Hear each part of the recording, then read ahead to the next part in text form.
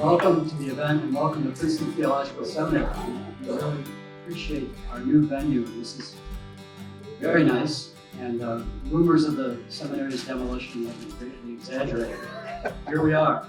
So my name is Rich Ryan. My job here today is to keep the talk to a minimum, but our job here is simply to listen and to help elevate our discussion of mobility and circulation. Learn a little bit of the rewriting of the community master plan, as we know, is underway. Some of you who were at the meeting on Thursday of the steering committee heard some early reports from the visioning survey that they just completed. And real quick, what do you like most about living in Princeton? Number one, ability to walk destinations. What do you find most challenging about living in Princeton? Well, number one was the high cost of living, but number two, traffic congestion. What are the top issues the master plan should address? Number one, improving safety for pedestrians and cyclists.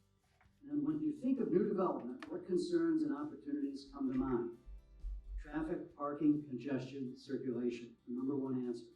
So we've got some excellent timing here. I'd like to just quickly introduce other members of Princeton Future who are in the room. We have Sheldon Sturgis, our executive director, Catherine Kish. Is that back there someplace? Yep, there she is. And Emma Bergo. Hi, Emma. And Tony Nelson. We'll hear from very soon. I also want to just mention two. Marina. Oh my gosh. I knew I was missing somebody. Thank you. Marina, it's just such a huge crowd. I apologize. Good morning, everyone. This morning we are going to talk about and do a workshop that is dealing primarily with mobility and circulation as it impacts the town of Princeton. There have been many professional studies that have been done over the years for Princeton, but today we want to allow people, you all here, to show us where and how you think mobility circulation would occur in and around the city, in our town, in Princeton here, for the next foreseeable future.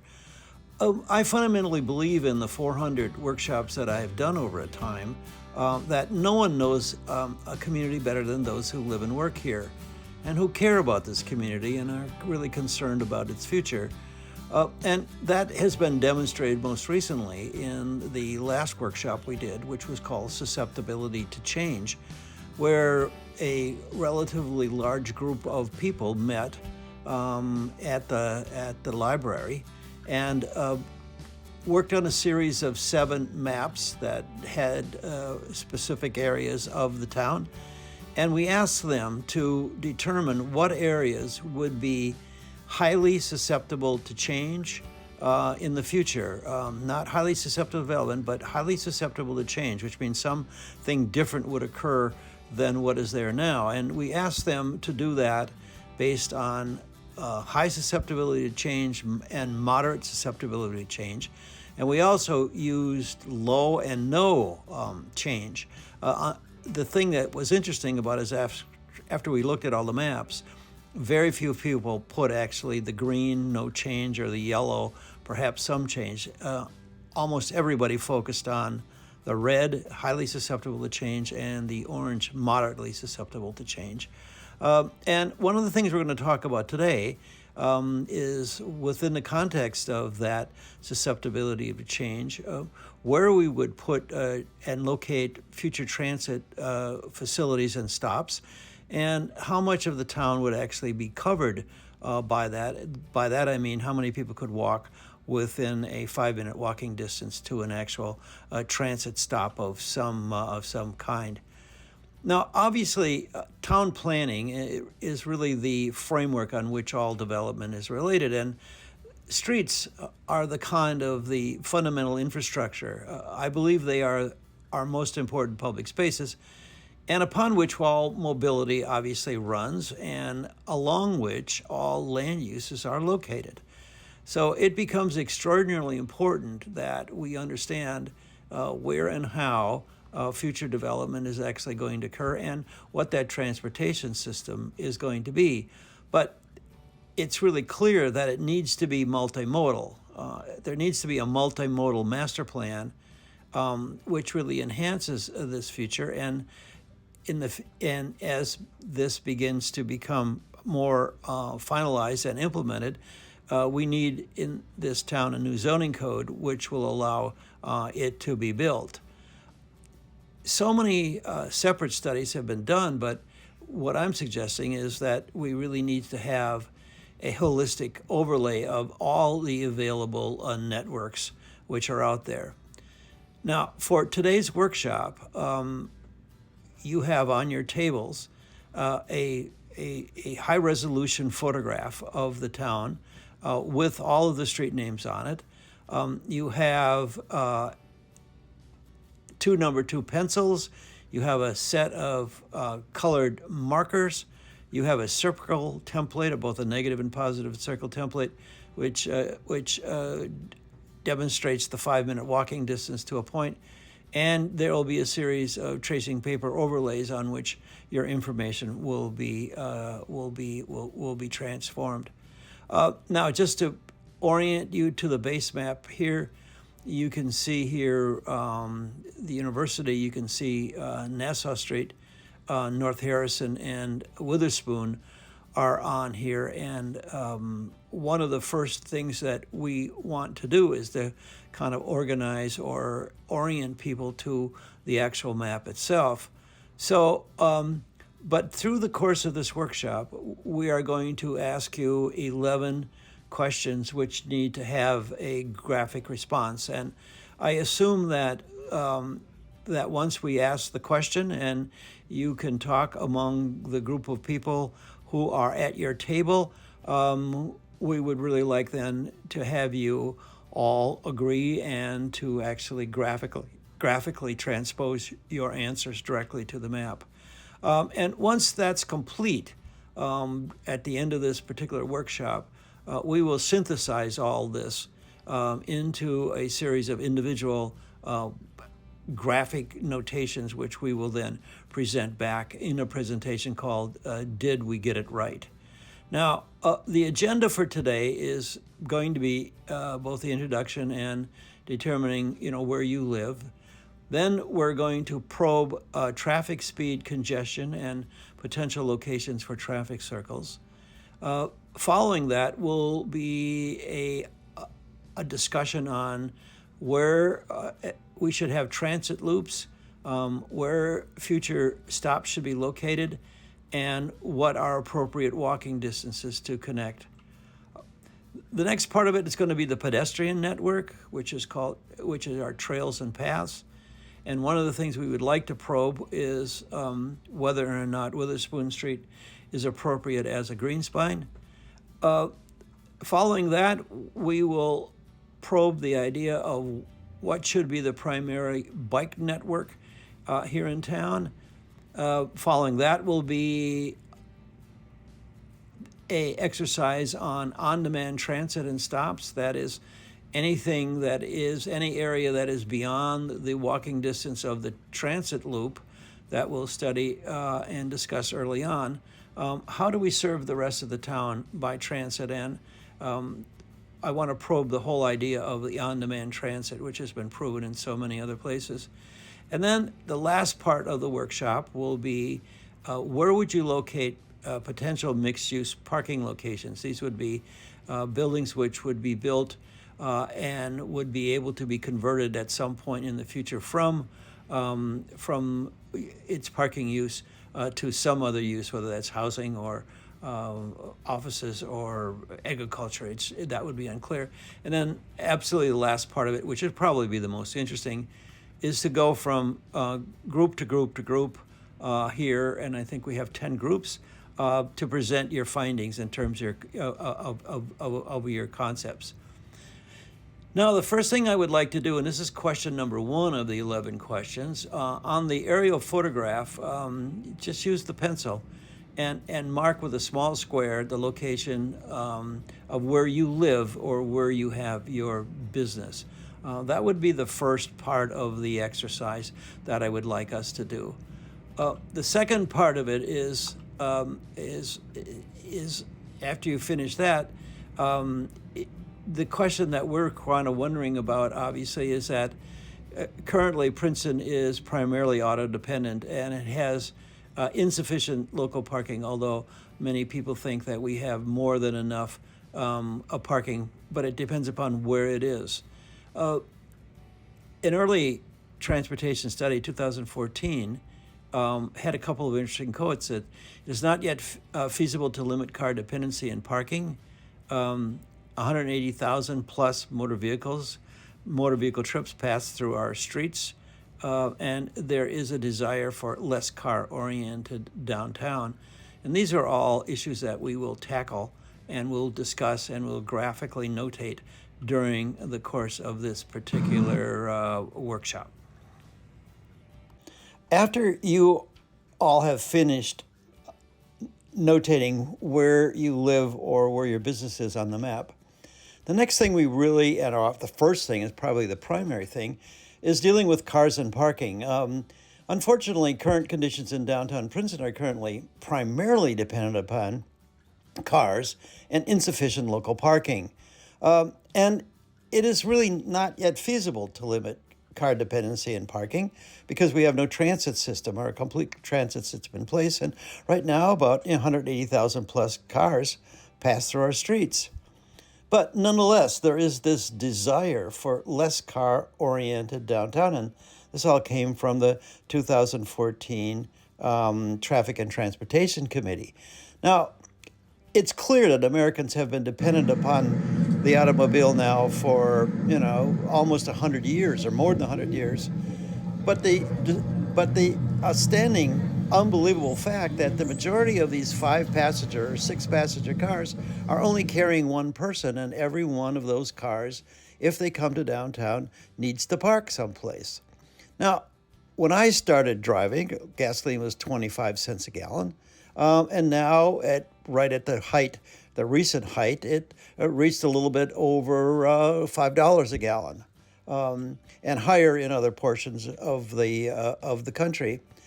So question number 2 and 3 are important as starting points, and that is using a black marker.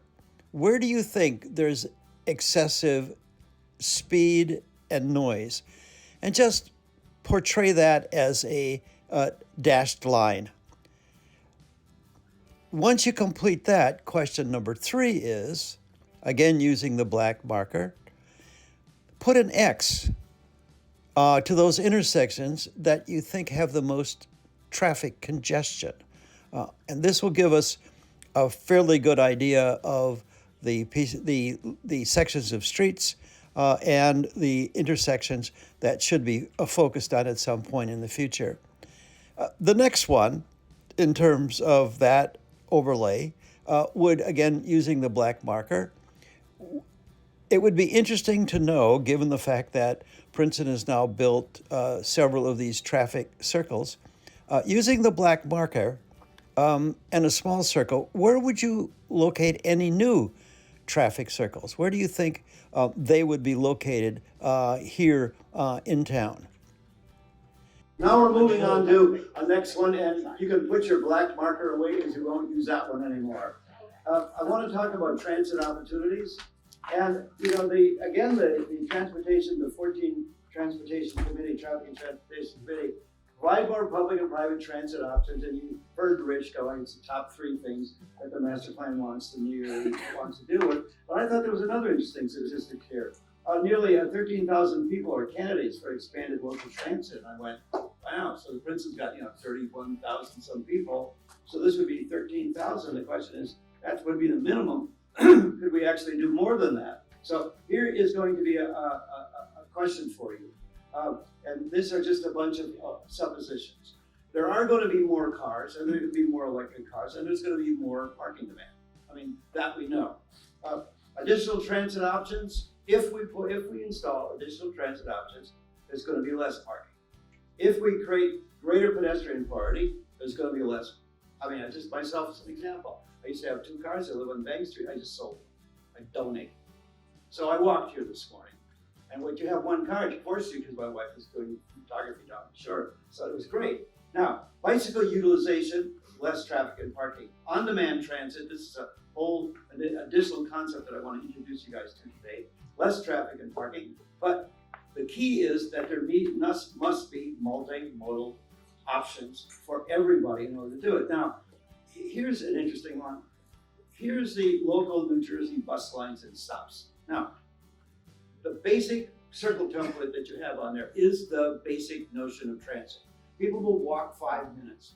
Beyond those 5 minutes, it's generally understood they will automatically default to a car or a scooter or anything else, but they won't walk. So that 5 minutes is fundamentally the DNA. We call it the basic DNA of planning. Now, if you look at this map, and the two big orange circles are the Dinky Station and Princeton Junction Station, can you tell me in your own mind where the lines actually go and what they connect to? You can't do it. Now, it even gets to be more complicated. This one is a very interesting map, beautifully graphically done. This is the Princeton bus system. And you notice very little expands into the town. And in fact, you can stop at Wegmans and Trader Joe's and Whole Foods, but you can't go to McCaffrey's. I think they changed that, didn't they? This is the latest one that I got. Came directly off of their website. But you can see it goes up to Nassau Street and comes back. Now, if you could say, if I could say to you, follow around the yellow line, could you do it? Could you remember where it is? Or could you remember where the purple line is or the blue line is? That's all you know is Washington Street has got lots of buses on it. Now, here's something that is, they have an incredible fleet of buses and they're going to go electric. I mean, the university is just doing some remarkable things in terms of transportation. Of that, there is absolutely no doubt. But it just ignores the rest of the town for all practical purposes. Now, here's something that, and I think you all know this one, should be pretty straightforward. The big question for me is, why are there so many empty buses? They're all empty. Yeah. All of these buses are going through town, and they're all empty. 54 passenger bus with a driver. And it's not just the university buses. It's almost all the buses. School buses, big buses, little buses. The only one that seems to be somewhat successful is the New Jersey Transit bus. That one has more capacity than most of the other. So my question, as I sat there and been sitting there all this time going like, wouldn't it be incredible if there could be a coordinated concentration of these underutilized buses for the benefit of the entire town? Wouldn't that be absolutely incredible? Now, if you look at what we have available, we have the Dinky upgrade, that's hot, right? We have the university buses, we have DOT buses, we have school buses, we have on-demand transit, we got taxis, and we got Ubers. Now, what we need is somebody to coordinate all of that stuff. Now, that's part of today's workshop, to see how all of this stuff may overlay on each other to actually create a holistic network. That's all I want to do. Is I would really like to see it in the future. We'd like to see what that network is. I mean, but only if. Now, this is the big controversy, obviously, in town now. I mean, the people want to go. They want to save the Dinky.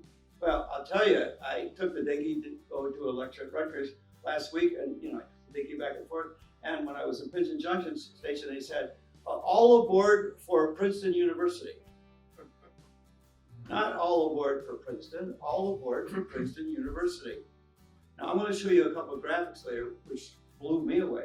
But now there's all sorts of, these incredible options which are out there, which transit is proposing, which I think are really quite remarkable. But the first two, as long as there's a light rail, or they replace the Dinky with a light rail system, it's an additional $80 million. And my guess is that's an underestimate. I would put that more like 120 million. Now, my question is, if you actually took, and that's just me, okay, not to you, if you just use option number 3 and said, let's use the $80 million to organize the rest of the system, would that be something quite incredible? Now, transit really has done a remarkable thing. I mean, they've said, okay, let's extend it all the way to McCaffrey's. Let's extend it to McCaffrey's up Witherspoon Street. And then it'll come up, it'll go down, it'll come up, it'll go down. Okay, and I thought, well, that's pretty good. At least that's a start. And it would be a two-way system. But the question for me and for you is, should there be alternative routes to this system? Should we say to transit, listen, we love your system. We would like to see more people served by it. So I'm going to ask you to think about this. Now, the thing is pretty clear. Every place I've done, you've got to talk about smaller buses. And the university is going to do that with your smaller electric buses. These big BMAs going through town just doesn't make any sense. And they're not sexy. They're not sexy. Nobody wants to get in those big buses. But if you start to do the research and you look at the new little buses that are in Germany and Sweden and all the rest of them, they're cool, they're interesting, they're easy to get on, they're a low stepper. You can see a lot of people going through it, and they go round and round and round and round and round. And at some point, they could even be electric, they could be autonomous if you needed to have it. So here's my first question for you. Let's assume we have electric buses that go from the station to the town in some form or another. If you took a red marker, where would you actually put the line?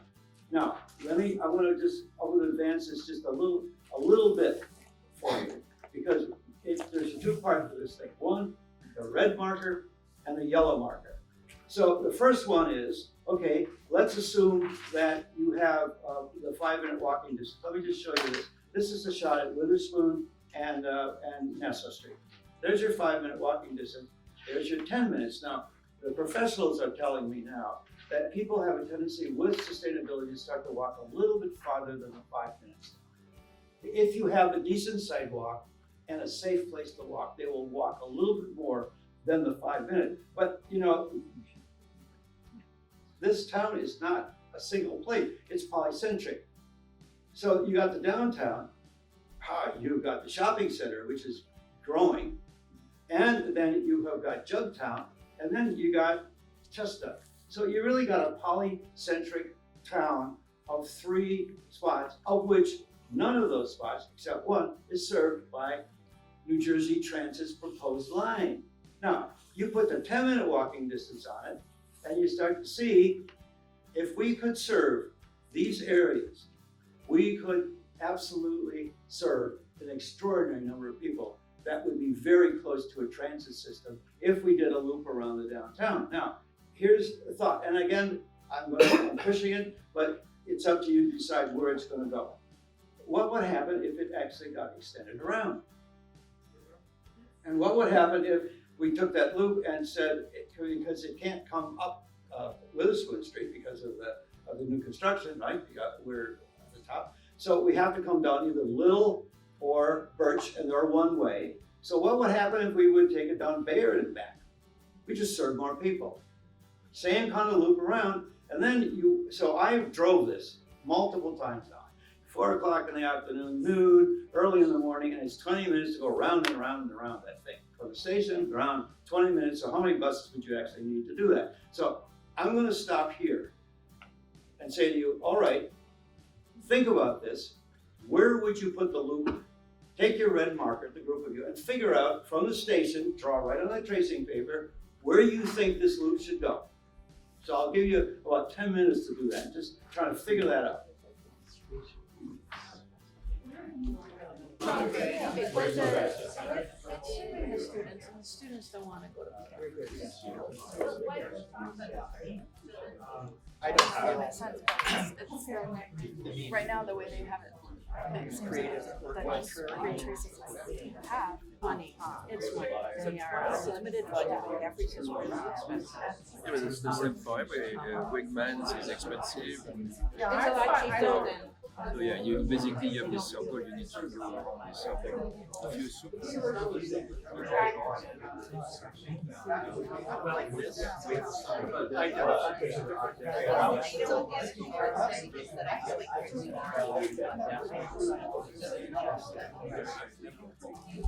maybe between the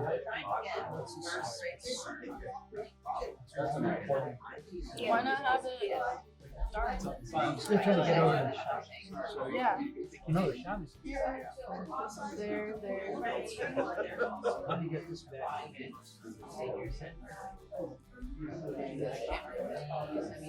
As you were saying. All right, now, the next part of this thing, assuming that you've got your red line drawn in some form or another, now the question is take your, the circle templates that you have on your desk there, and let me just show you a couple of things here. This is where we left off. Now, this young lady I talked to here in the middle of the table, she was saying, well, if you have a bus system, you know, it's going to stop traffic and it's going to be delayed and what have you. Now, the 20-minute route that I did, I went through all the traffic to try to do it, but you know, tried all the stop signs. That was, you know, all the stoplights, all the corners, all the people pulling out, what have you. But there will be obviously some delay depending upon where you put the stops. Now, this particular set of maps, and this is just a simple set of diagrams. Here's the first one. It says, if you did this loop, which is in Nassau Street, North Harrison Valley, Bayard, and a double flip on to Little and Birch, here's what 6 stops would look like.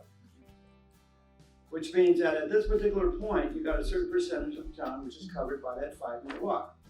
Now, you take one look at that, and again, you may or may not have done that loop, but that's okay. The next one is what happens if you have 8 stops. More people would become involved with it because you've expanded the actual length of the system. But now, if you look at North Harrison, and I don't know how many of you do it, but I've got several doctors who are up in that little group up on the top. And that is a very popular place. So I went, okay, what happens if we have 9 stops and we go, okay, but we extend it all the way up and we come down the street and then connect back in with 9 stops. Now the disadvantage of this thing is that the bigger the loop, the more buses are going to be required. There's to be 2 ways. There would be 5 buses going one direction and 5 buses going the other direction. It has to be every 10 minutes. You can't wait longer than 10 minutes. And there, as the lady there just indicated, the problem here is you never know what the bus is and when it's going to, where it's going to go and when it's going to come back. Now, I used to go to commute to Rutgers. I didn't take the train, but I took the bus. Left at Princeton absolutely on time within a minute. Not a problem whatsoever. I sometimes waited an hour and a half in New Brunswick to come back because you just never knew where or when that bus was actually coming back. And there was no signs, there was no nothing. Now, technology has improved significantly that we can now track these buses. We know where they are, we know when they're going to come and when they're going to stop, and that can all be correlated. So the question for me starts to become, when you think about these loops, and you can modify it however you want, this one seemed to me to be the one, and that was just personal observation, would be the one that would serve the largest numbers of people in the town over a long period of time. Now, what was interesting about this one is that, and I alluded to this before, this was done in the last workshop, this susceptibility to change, and they put a dinky stop there, because that was your transit had planned to run it up to the shopping center and then coming back. And I went, well, if you actually put it here and moved it, and then did your 5-minute circle, we would get all the folks who are in Vade Drive to be able to walk to the transit stop. Now, you might not think it makes a difference, but you move these bus stations further, or these bus stops, more than 5 minutes away, and people are going to default to something else. That's the question. It has to be within that 5-minute walking distance. Have you considered just eliminating the cars in a large area? I would love to do that, but that ain't going to happen immediately, but maybe we'll have if you have enough of a bus system and a good If you have circulation enough of the, in the remember way, that diagram I showed you? The more this system operates, the less cars and parking will require, period. So the cost benefit of this stuff, and of course, here's the one for downtown. And then we went, well, what happens if you put one around the Chestnut Street? That's a little intersection there. And Jugtown, you can see the number of people then that start to be served by that. But here is the kicker. Here is the train station. Here's what people told us around the train station. quite surprisingly, the susceptibility to change was all along the front of the golf course, all over the parking lot, and what have you. But look what happens with a 5-minute walking distance. No one is served.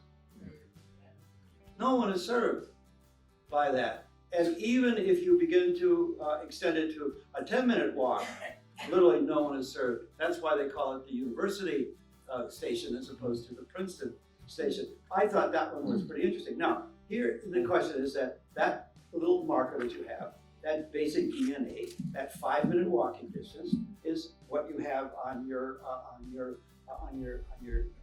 table, and you have two of them. You have a negative and a positive.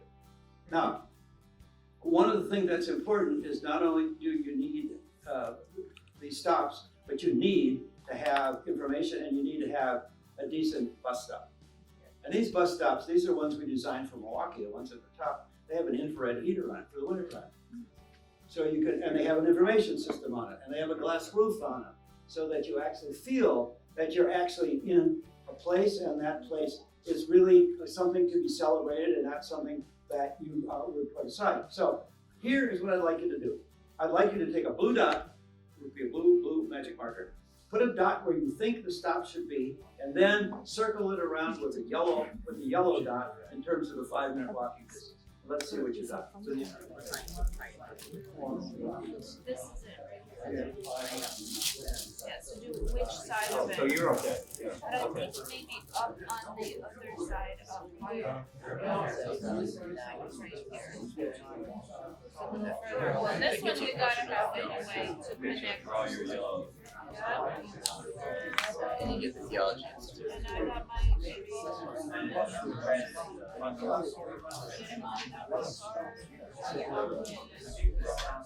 The stop. Well, No, they don't have to have a stop. They can be cutting the stop. you're going to come to something soon. Just hang on. Oh, that's a good point. With technology, we could, So I guess we need to do this one and this one. Right, clean and All right, we're one of those incredible variations on these loops. These are just kind of guesses. But one of the things that has been fairly clear from the very beginning, and I expect that it's one of the reasons why Save the Dinky is as important as what it is that what you have in history of cities and new cities as well, is that you have lines, you have tracks, you have a way for people to understand where the thing is going, when it is coming, and when it is going to go back. Now, how do you do that without tracks? And that was one of the big things that I've been worried about for a while. And I thought, what happens if you simply painted a line on the street? Okay, it's the orange line, the blue line, the green line. It's called the power of paint. And the buses run on that. Now, some of the new Chinese buses actually have a line that's electrified in that colored line. It charges as it goes along. There are all sorts of technologies out there, which is clear. But this one was, and I remember they used to have these little kind of trolley cars. I don't know, it didn't last for very long. But I thought the problem is that if you knew that this yellow line was the bus line, and you could know where the stops were and what time it was coming, it would be so much easier to understand, because right now, without a clear indication of where it's going and what the loop is and what the color of the bus is, you simply don't know. And that is why there is so, in my opinion, little use. But anyway, that's something for you to start to think about. Okay, now I want to move on to the next overlay. And this is the question of the pedestrian now.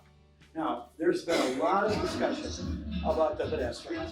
I mean, it's just, everybody wants the place to become more pedestrian. Now, historically, Nassau Street, this is a shot in 1910. The reason why Nassau Street is what it is now is because it has 18-foot wide sidewalks. And it allowed things to spill out onto the street. When I first moved here 40 years ago, you couldn't have a cafe on the street. It was illegal because it would despoil the character of the town. And now it's everywhere, because that is the kind of vitality that you need as a pedestrian to actually make a place begin to work. So I think the big question starts to be on this, where do we actually do this? Now, clearly here it started.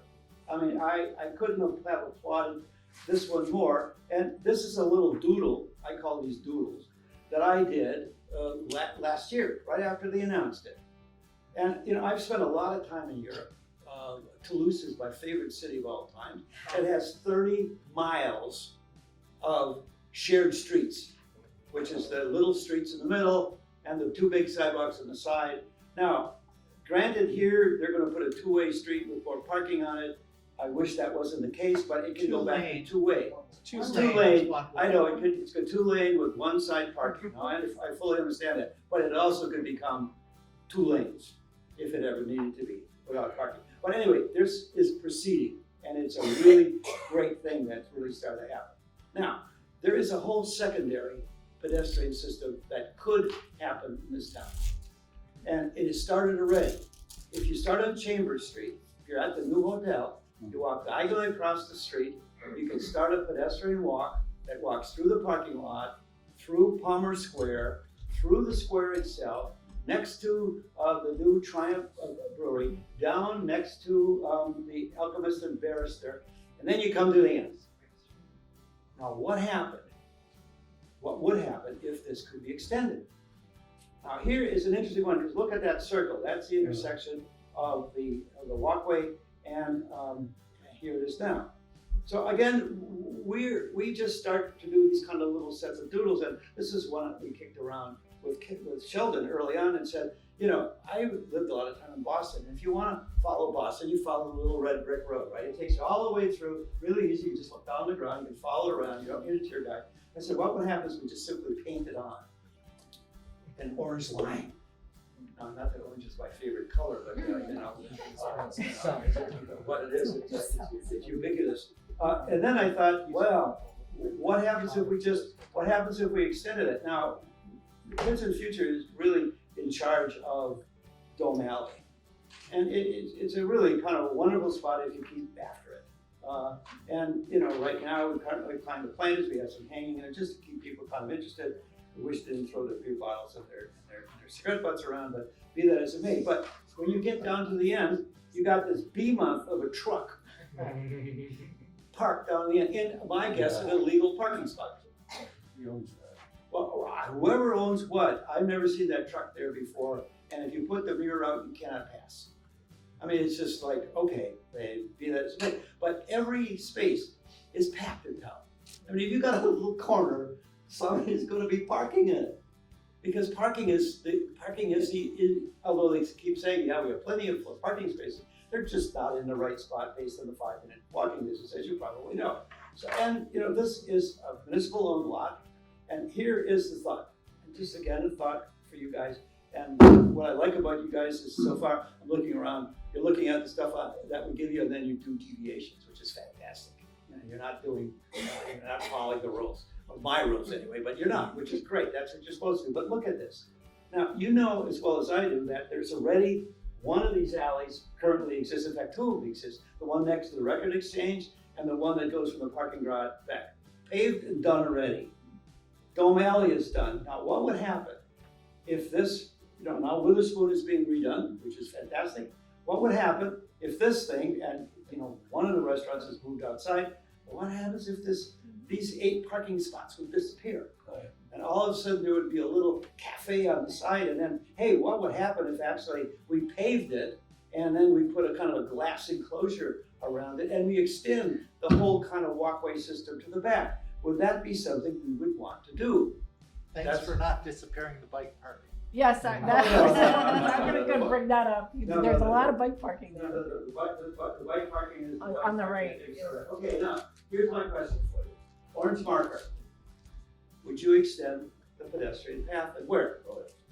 Would you extend the pedestrian path and where? It doesn't have to be here, and if you don't do it, that's fine. If you do it, that's great. I would just like to know, would that be a good idea to extend that pedestrian path? I mean, Where is it? I mean, I know. Oh yeah, definitely.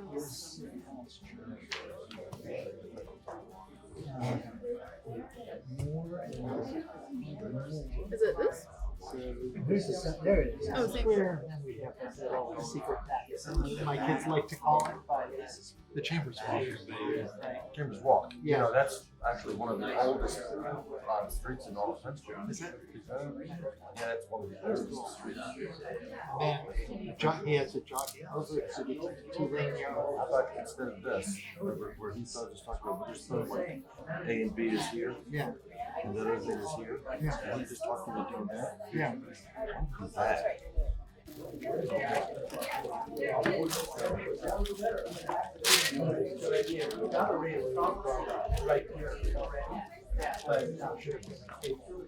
So that's so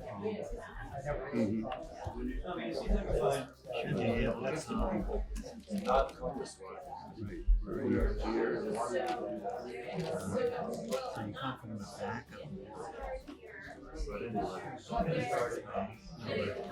this is back here.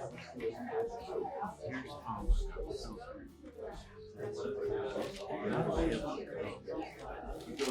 Somehow to the back of Palm.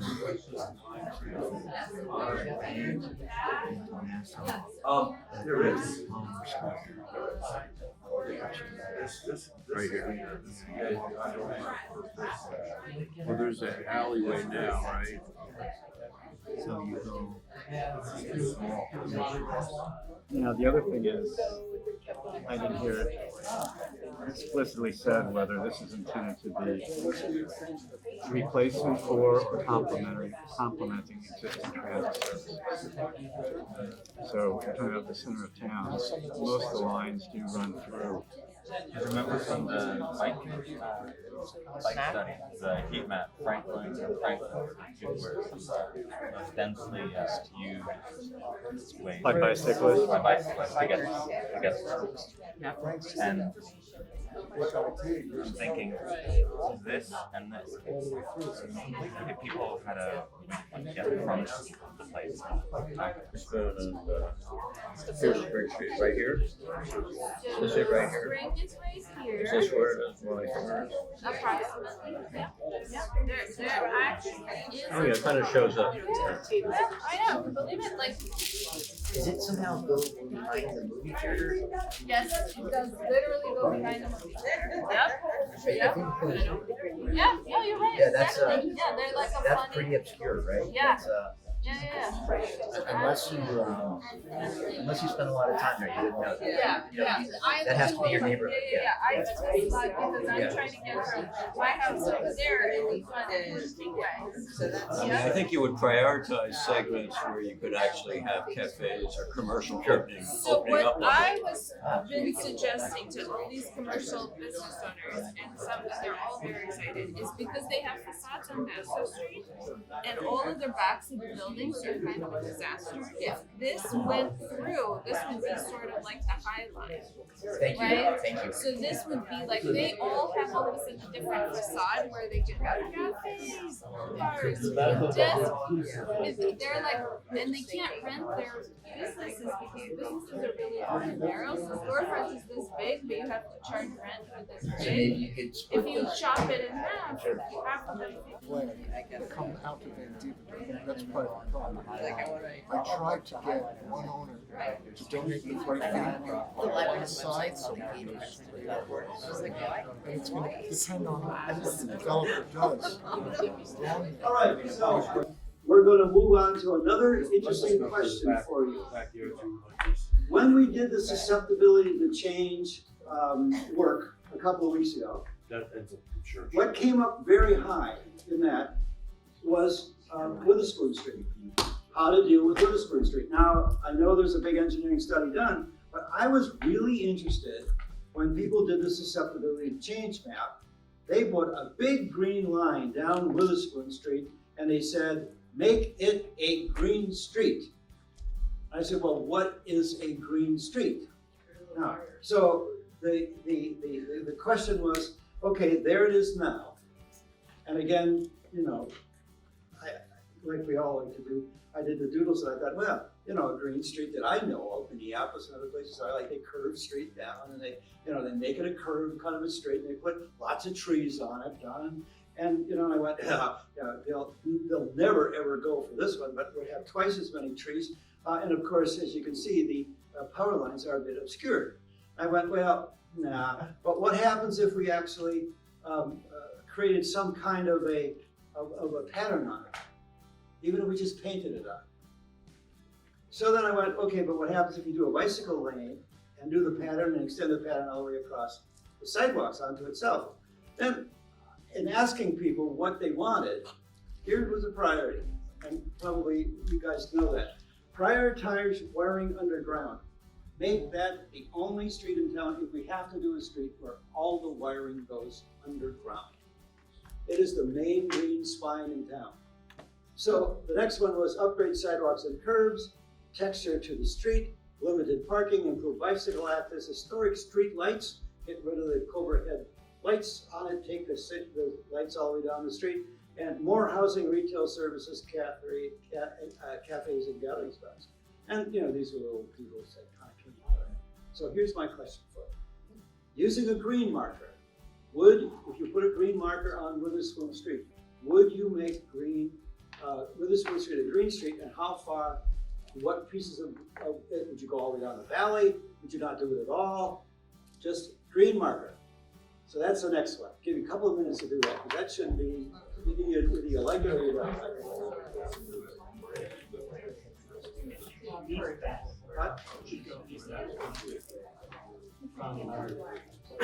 Absolutely. That's CP, right? Listen, I talked to PSA for 40 years. I know the story. It can be done. It doesn't have to be. That's CP. But it's just money. Yes, because the pool is there. It's true. It's just money.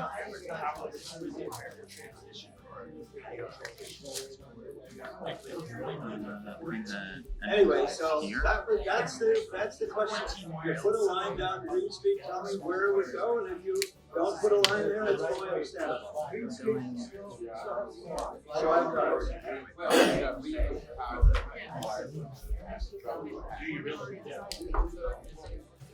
Well, all these things are probably going to be Flooding is I just go, okay, I can't wait to see how they're going to do something. Yeah.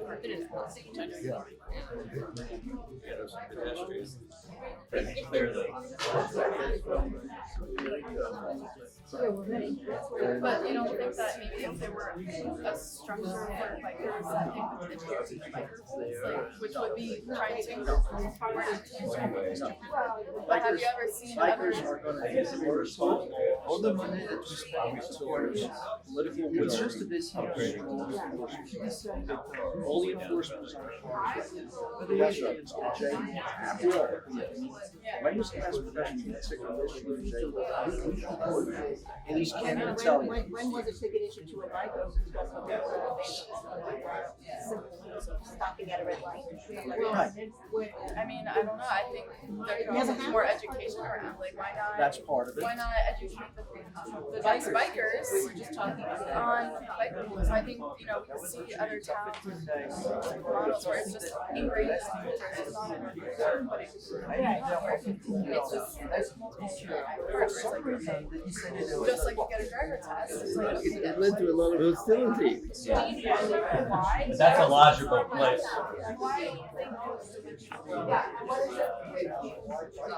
I never understood why. To me, it makes so much sense. I think the owners started to make it too cityfied, and that's a constant battle, of course. It's just like people in my neighborhood.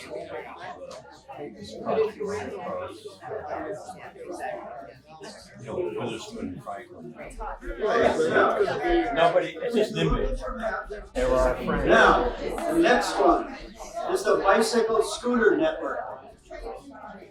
Okay, the bicycle scooter network. Now, we know that there have been enormous numbers of studies, and they're really unbelievable. And of course, the growing thing, of course, is the scooters. Scooters are starting to become a big alternative transportation mode. And the question is, are the scooters considered to be more a bicycle, or are they considered to be a vehicle, or exactly how it begins to work? Are we going to have to talk about shared sidewalks for this, with a line down the middle like lots of people do, or how else were we going to begin to do it? Now, there are some remarkable, there's just a beautiful bicycle study that was done. It's graphically absolutely superb. I mean, it's graphically beautiful to look at. Everything is laid out. As you have gone through it, all the sections are done, and I went, my, wouldn't it be incredible if we could actually implement some of that somewhere at some point? Because I don't think any of it's actually been built. A little bit. A little bit. So anyway, these were early simulations, and you probably recognize the street was like, hey, what would happen if, but the big thing here, of course, what has disappeared is the parallel parking. And of course, we'll get to parking at the end, David's favorite subject. Now, here is a question that is coming out there in all the bicycle literature out there now. It is that in order to do a bicycle ride, it needs to extend out about 2.5 miles. In the same way that people will walk 5 minutes without their car, they will use their bicycle for about 2.5 miles out, provided that is reasonably safe to be able to do it. Now, this is a really big question. There's all sorts of possibilities, but if you had to prioritize a street or one street or two streets that you think should have a bicycle path on it, what would it be? In a blue line. I think that's what it is. Yeah, the problem is how you do it. It's paint on the road the way we do now, saying this is for a bicycle. There's no car that pays any attention.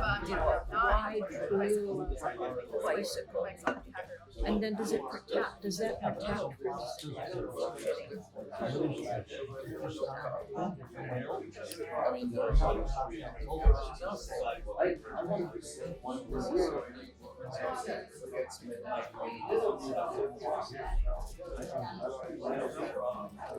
Yeah. Let me show you the shared scooters. I want to see that.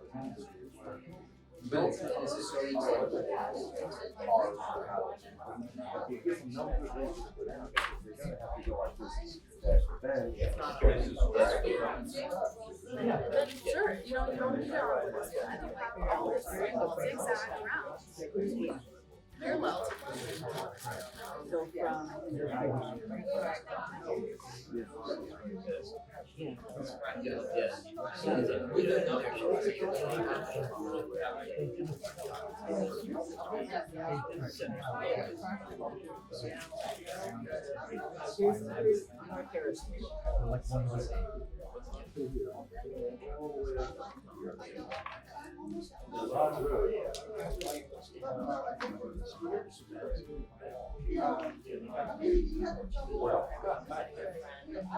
We want to have no rules for scooters.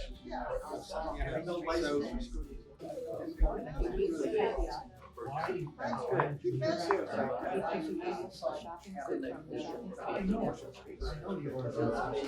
Yeah. Upgrading that area.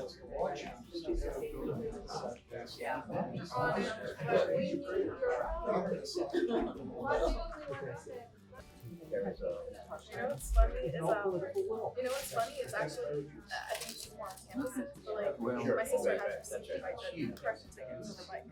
But like that properly parking with her bike, it's really funny. So bike tickets do exist somewhere. This is in Virginia. Walnut, the one that goes next to the high school, is a good bike.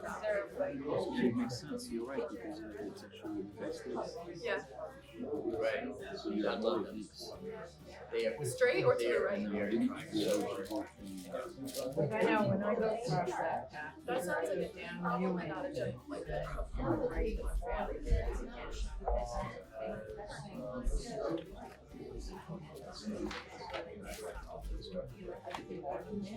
Yeah, no, it's true. But I, you know, Because that's a good one. in terms of, I think, yeah, like, it will require. When you get outside the national park, you don't have so much more traffic that you could all make yourself. By the way, if you go back.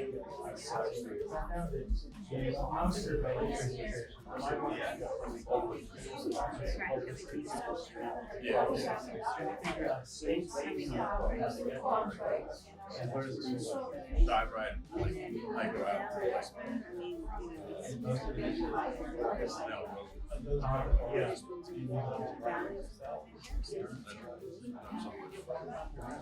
Yeah, actually, we're talking about it's called PDAC, which all the Jews Where do you want to put the bikers?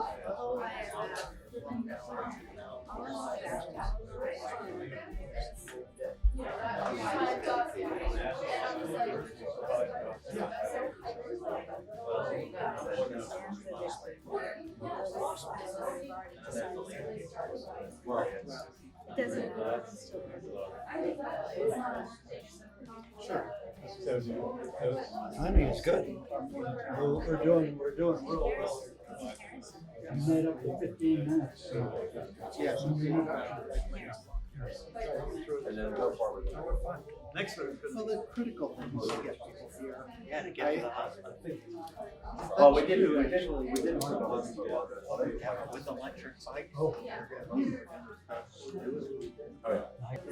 All right, are you guys, are you finished enough to the point that we need to move on to the next one? Yeah. Okay, here is the next one I really want to talk about. Let's assume you look at your map, you got your red loop on there, you got your bicycle one, you got the dangerous intersections, you're starting to build up a network, but what happens to those people who are outside of your yellow circles, that are outside the transit loop? Now, there is an answer to that one. It's been out for a whole lot of years. It's very apparent in Europe, and there's no reason why it couldn't happen here. It's called on-demand transit. Now let's assume this is the loop that I put, but obviously looking at what you guys do, I've got a whole lot more creative ideas that have come out of this workshop. But what happens if you just take that little bit and you look at the rest of the town? The rest of the town is simply not served. Now, there's some people over the corner that said, can you run a bus all the way out to my house and back? Well, no. Be honestly, we can. Not to make it efficient, but we can use an on-demand system. Let me show you how that works. This was done in 1994, and it was done in Bergen County. And it came out of a book that I originally wrote called Vision for the New American Dream. And it was, how do we serve suburbia? How do we get transit in suburbia?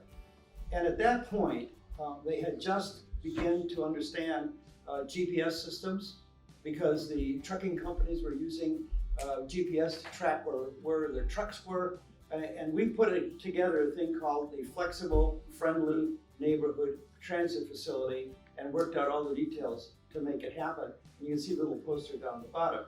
We got hired by Bergen County to actually do it. Now, that was back then. This one was in September 2000, this was, in September 2019.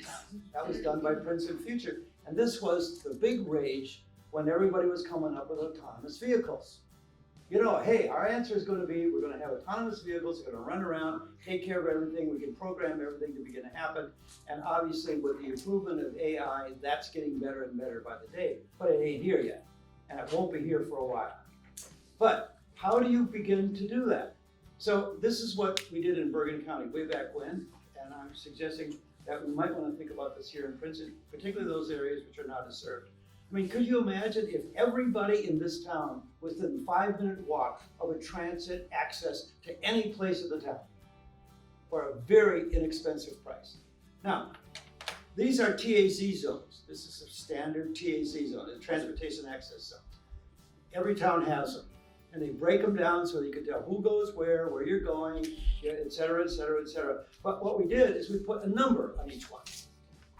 We put a number on each one. Now, what we did is we created a various series of flags, and we called it the computer commuter. This is number 12. Stop. Now, on-demand transit modes, if we could get it to happen, rather than Uber, which by the way, totally copied this thing, we did, took the thing and totally copied it back then. We never did anything more about it way back when. What they went is door to door. And this suggested you do it point to point using your DNA, your 5-minute walking distance, to set those points in the neighborhood that you would then walk to, meet your neighbors, drop your kids off, drop your laundry off, or what have you, and you would call up the system, and the system would say, and you'll see a little clip of a movie here, we'll be there in 5 minutes. Now, we did this car. This is what we used in our movie first time. And we had people who were so disappointed they couldn't get in it. Wait a minute, what are all these signs that are around town and this thing moving around? Why can't we begin to use that? So, if I can get this movie, a little clip of the movie.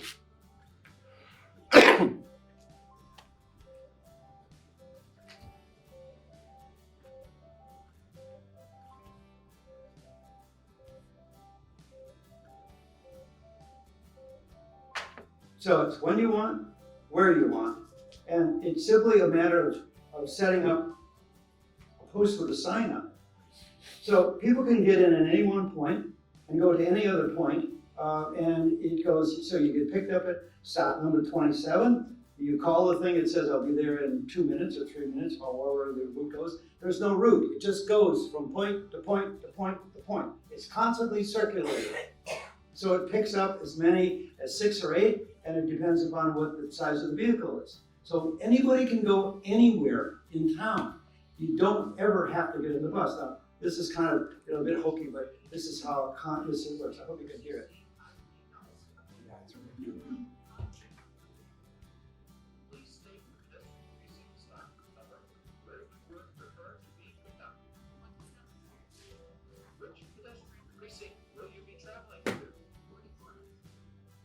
The CC service car will be there in 7 minutes. Would you prefer to schedule a later pickup today? No. Your departure from stop 27 is confirmed. Have a nice day. That's the way it works. This is back then, and now the technology is so unbelievably much better. There's no doubt that this whole system could work. Off your swipe card, go any place in town. So what happened is a loop would just go loop, loop, loop, loop, loop, loop, serving all of those folks. And the on-demand system would service everything else to take you any place in town within roughly a 25-minute typical commute. So it would take you out to West Windsor, it would take you to East Brunswick, but it can't go more than 25 minutes out. So what you do is you just divide all of those particular pieces. Now, we presented this back, I don't know, way back when to a senior citizens group, and we worked out all the numbers. This is a moneymaker. Now, the cost-benefit analysis of this thing is pretty incredible. That is what was done way back when. Now, what I'm kind of wondering about, the CC then was picked up by Uber, which really, unbelievably, I went, boy, did I miss an opportunity there. They picked up that report and said, we can make this thing work, but it would be more like a taxi, that it would go door to door to door. Now, the thing that's interesting, we have a taxi system in town, but I remember coming back one night at Princeton Junction from a trip in Europe. I was tired, I had to go to Bank Street, it cost me $60. Cost me $60 for a cab ride. I mean, that was just freaking unbelievable. But the reality is that that's the reality of what happens here. If you have something that moved around like that all the time, we could literally serve in the transit system everybody in this town. And if we even thought about that even in a more progressive way, could you imagine what would happen if the children who are brought to the Hun School by their mothers standing in line with their SUVs could be eliminated? That these kids could get on a on-demand system like this with a safe driver that they knew, we could turn this thing into a transportation mecca. Tony, how does that coordinate with the bus system? In other words, if you can take this on-demand system to anywhere in town, That's right. does that take ridership away from the bus system? I would suspect that the bus system, you would have to call it, you have to wait, with the bus system, I think just does a loop, loop, loop, loop, loop. I think the bus system would be extraordinarily, would be popular. I think that it's really meant to serve the lower densities part of it. And I think the other question is, David, if we combine what you guys have here as a loop, all these loops, we get 10 teams, we lay them all on top of each other, we find out where kind of a consensus is. Then we lay on top of that the susceptibility to the change map that people did 2 or 3 weeks ago. And if that correlates with the loop, then that's where the higher densities, but key is other folks are up. But it's an interesting question that you had. Would it actually decrease the total number of people because it would be so popular? That I don't know, but in most cases, the loop system, if you know it's there, and I know other people, Sweden, other people have it, the system continues to run because it's good for seniors, it's good for kids, it's good for while they still have all this mass transit system. So the two, I think, if we took all of this stuff together, and that's what you guys are seeing in this map, the on-demand, the loop, the bicycles, the pedestrianism, and the last thing we're going to talk about is parking, you would have a holistic system in this town that would be the envy of everybody. That's just the thought on it. So here's my question for you. If you were to do this, and this is just a thought on it, where would you put these things? Where out there would it be? And I mean, I don't know. These are just randomly put. And so I'm kind of depending upon you guys to tell me, what the thing would actually look like. So using brown circles and dots, if you will, the brown magic marker, just take your marker and say, hey, listen, beyond our loop, beyond your yellow thing, where would you actually put that? Are there really interesting neighborhoods? Now, for the couple that's sitting in the back, you can see how that would work for you guys. But the key is it's not door to door. Yeah, I'm confused how this is better than Uber, because Uber is door to door, and I can wait Because comfortably in my house. one is cheaper, significantly cheaper, number one, and number two, the idea that people would walk. And sometimes maybe you have a bus stop that runs up right in front of your door. Good, 5 minutes is the maximum you can walk to the side, right? That's what it'll say. If you actually found out that you wound up to stop right in front of your door, you would be really pretty easy. The key is for sustainability in the future and healthy in the future is to get people to walk more. In theory, But that's a you can different- share- I think in that's theory, you a can share different- Uber, but people don't for the most part. And I think that the fundamental assumption is it's shared. Yeah. That any other rider in town can get on at any point. That's right. You don't have, it's not different from a exclusive. taxi in But that way. it sounds like it's harder in terms of scheduling. No. You call them up. You call them up and say, I'm at stop 22 and I want to go downtown, which is 1. And it says to you, 4 minutes. But realistically, these days we do it on an app, right? Absolutely.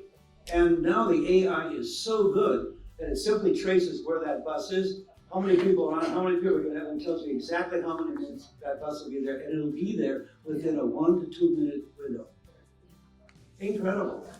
It's technology which we need to start exploring in a big way.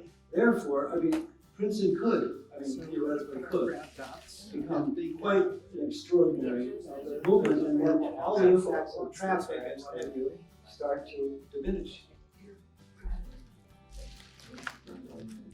So it's an interesting thought, but take that circle template, put the little dots, and just, I don't care how many dots you put on it, but just kind of figure out, in my neighborhood. And if you guys put it right in front of your house, put it right in front of your house. Put it right in front of your house. Okay, let's do the schools. You run a scenario where the thing is basically stochastic deciding that someone wants to go to this. What are they going to choose? And you can optimize you can actually optimize the number of people and It's even further out. and no, an accurate is the IT department of Princeton. I'm sure I could ask. If you've got 10 minutes, 10-minute service. But I would put one in every. Just ask him a lot of things. Yeah, that's what. I know, but I don't think that, I don't think we want to have this when we're taking Don't want to in compete. the want them to use, I mean, I would envision this is like a creative ride, and you want to make sure people are supply, so that would be.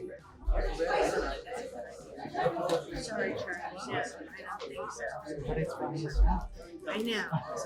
So then I want one by my hand.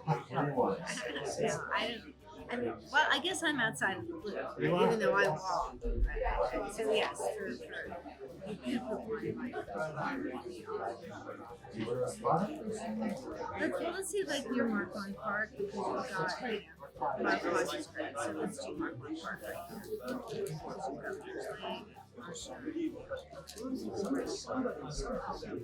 here. This map is not big enough for this purpose. Because then it really is well, it's not far from what I think we need to do, I think David was getting at, is we gotta break the mindset of door-to-door transportation. I might have to go out and walk to the other block, and then when I get there, I might have to go another bus to another block. That's how. Gotta have a couple in the doors.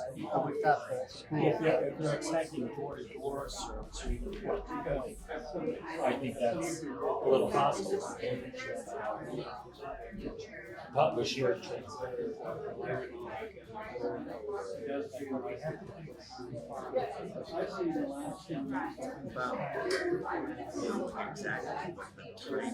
I'm sorry, what? About the topic. Yeah. How do you know that this guy's gonna come? So, you know, this is the solution that needs to You get get to the doctor. Well, on the other hand, the public system would probably be a lot more reliable than Uber, because Uber is not always available. You know, you set up like I have a friend that lives in Pennsylvania, she lives outside Quakertown, which is not exactly the boondocks, but Uber isn't active there, so she can't get it. So you don't really need And she lived in Bethlehem, where Alan and also the other thing, Uber is surge pricing. A lot of times, right when you need it. Western people will tell you how to use their car because they gotta go shopping. And that's true. And so if they're gonna go to a shopping center, they need to have a place, maybe library and Hodge, These would take you anywhere you want. that intersection. Constitution Hill. He said 25 libraries. A library place, not, Yeah. I don't just public libraries. Yeah, you're right. Maybe Constitution Hill. It's out. Well, Some of them probably like. ignorance is not. Yeah, exactly. So it's the fact that, you know, they would easily hop on the train or a public bus Elsewhere. in a city. Exactly. But then the minute they're in town, See, it's like, they that's can't what I'm wrap their talking mind about. around it. That And is I'm like, something. that's where, okay, it's not completely foreign to you, but you have to think about why are you so willing Why to, the stigma to- locally? right, and why are you so willing to follow, like, Well, use do public me a favor. transportation in cities, but then the minute it's in your backyard or front So yard. next time you're on the board meeting with Princeton Future, would you please say, bring up that topic and tell them that whether or not originating with you is shared, not originating with I someone. think that's my kind of Yeah, I think that's the not, that's what will make a success or failure.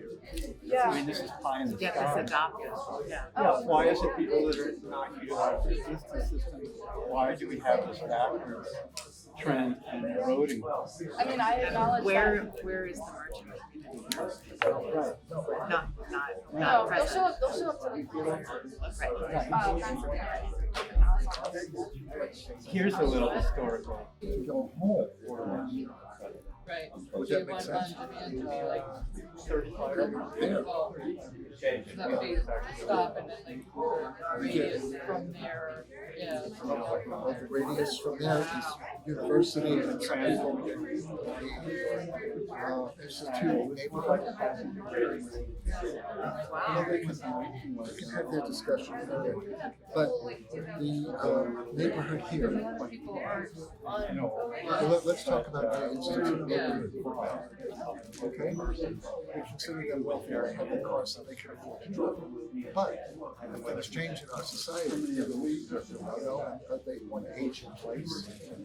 It's good to have things, something in the institute neighborhood.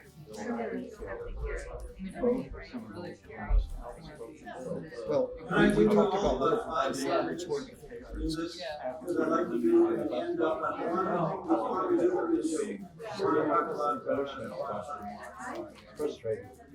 people's favorite subject. I think. Thing. And then people are just so excited about it. It's great, it's beautiful. And like, we forget that there are people who are not able to drive, not because they're they're physically unable to go there, either disabled themselves or their children. Like, we have a whole bunch of children. It's like, like around town. It's not raining, it's not dark, and it's exactly what I want. Like, but I have kids who are like, okay, if I can keep my kids on a car. So Browns. No. Oh, you want the circles to encompass the Oh, whole yeah, area. yeah, exactly. So that will then differentiate between where the loop is and where the on-demand is. Okay. But that loop that you created may be the on-demand route. Maybe the on-demand route. So put the brown circles, because I'm looking at that, I'm going like, Jesus, how in the world are we gonna do a bus? Right. There wouldn't be enough ridership. There would not be enough ridership. So what you need to do is start, take those two brown markers and start coloring around. So I guess Is it supposed to be just within the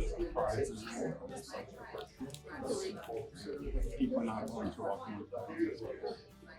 See, sometimes we give them like a few extra So seconds. what's your limit?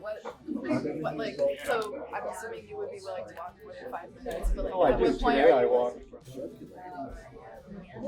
Oh, yeah. The frequency time is very short. You know what, it's really true, you could get rid of just that buses. Or at least put it smaller. I live 2 or 3 miles away.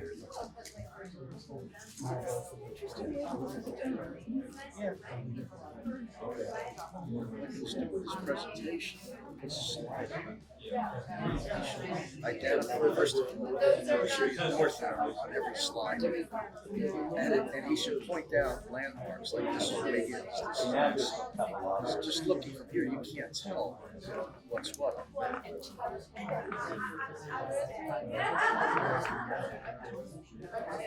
No, I really think it's not. I guess it will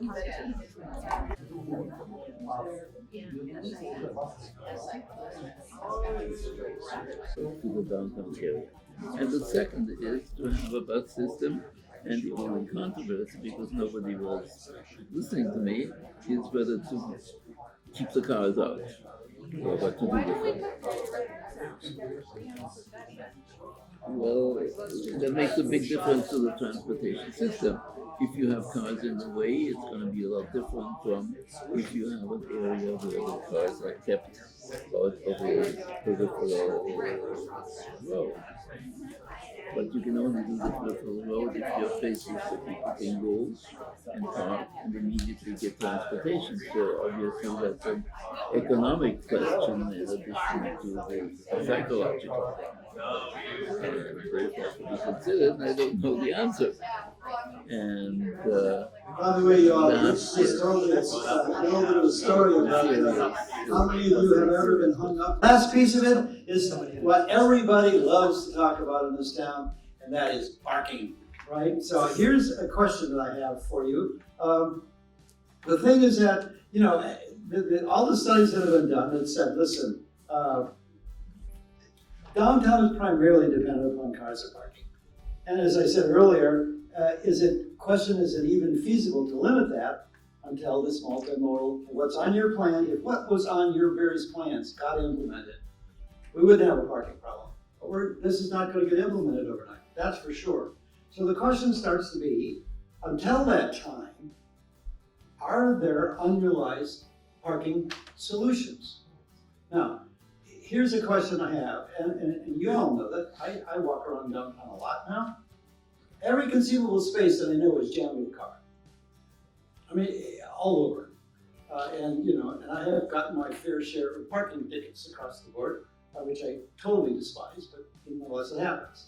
So the question starts to be, is there two elements of this parking thing?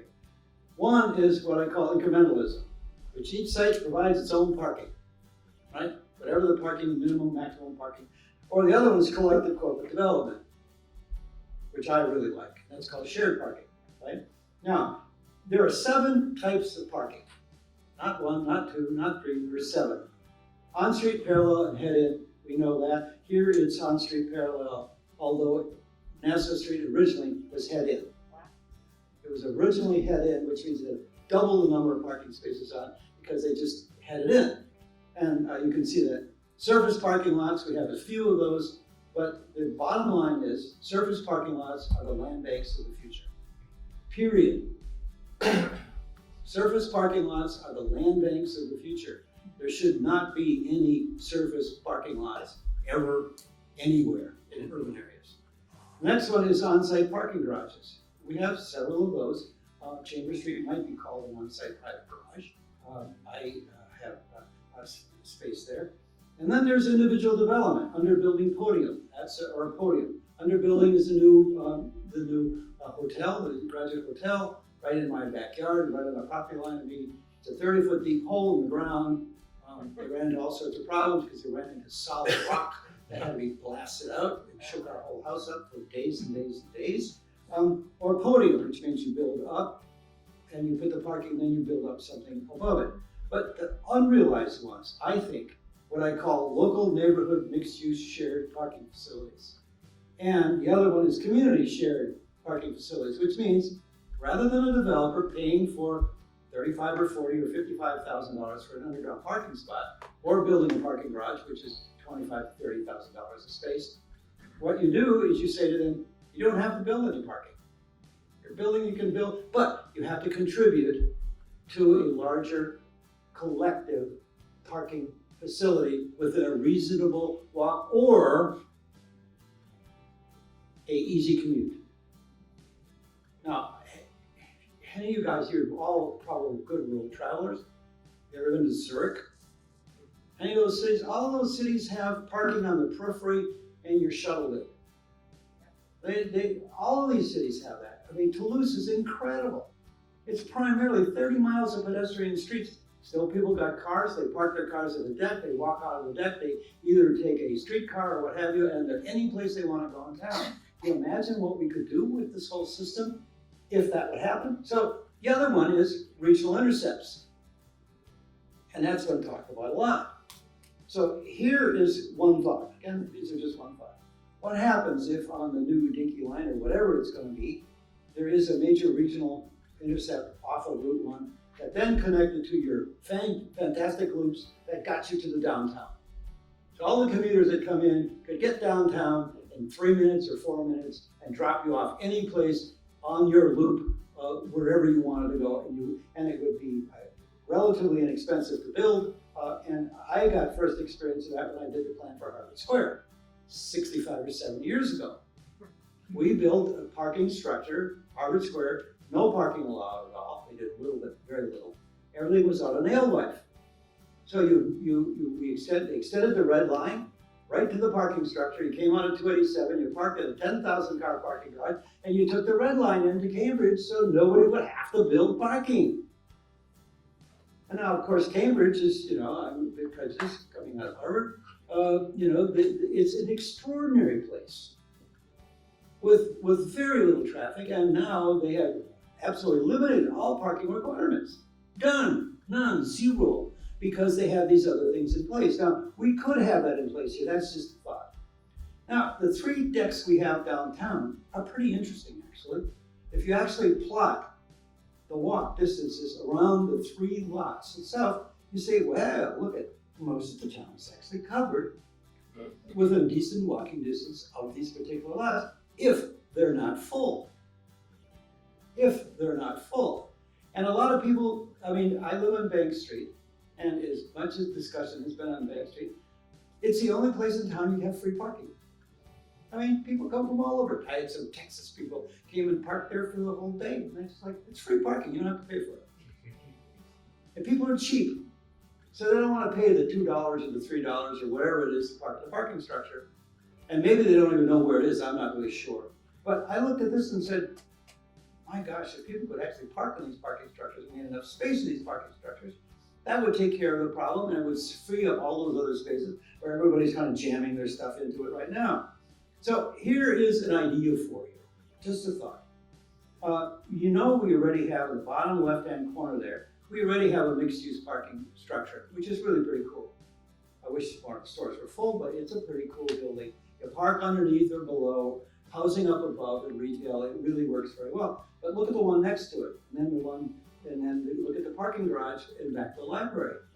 Very successful. Retail at the bottom level, parking up above. And then look at the other two up above. I mean, they're really, the granddaddy of one is the mill, which is in Portland, Oregon. I didn't even know it was a parking structure. It looked like a building.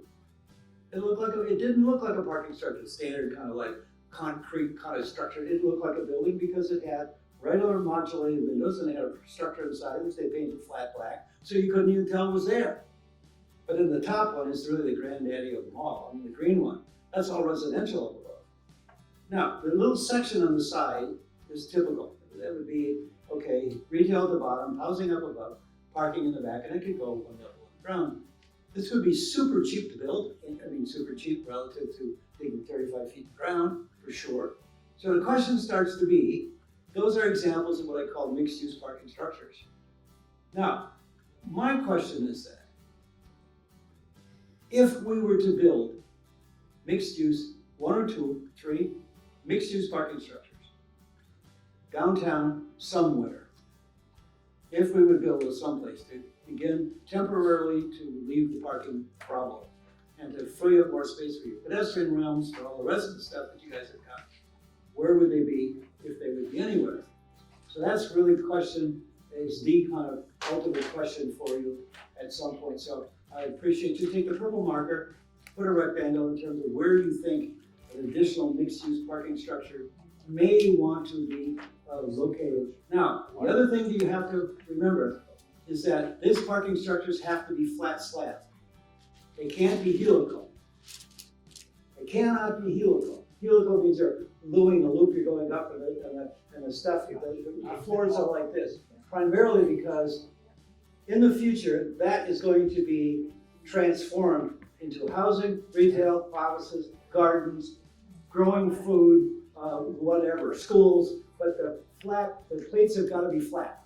So flat slab means it would only be one floor? One floor. It's one floor, it's helical or whatever. Most of the time it's a helical ramp on the outside. You tear the ramp down and you got the floors left, which are flat, which can then be converted to some other use. One of the big uses lately has been, we can grow our own vegetables right downtown.